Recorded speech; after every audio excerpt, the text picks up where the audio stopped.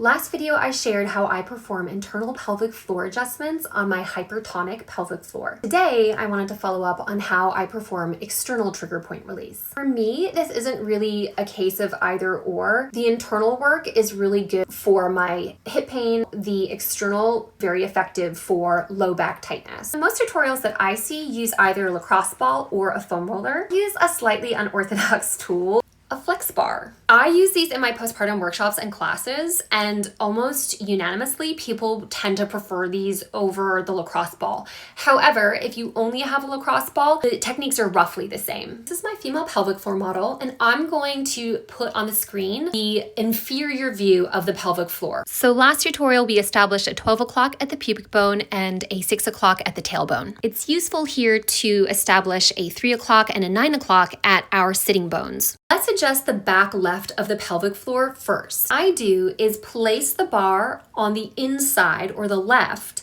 of 12 o'clock and 6 o'clock. The top of the bar near the pubic bone stays steady, but imagine the lower half of the Flexbar is the minute hand of a clock, and it slowly ticks its way from 6 o'clock to 9 o'clock.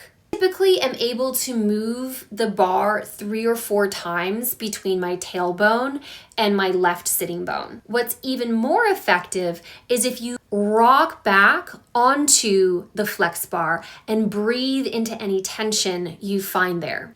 To adjust the front left of my pelvic floor, what I'm going to do is place the Flexbar just barely on the inside of 12 and 6 o'clock. So just barely off of the pubic bone.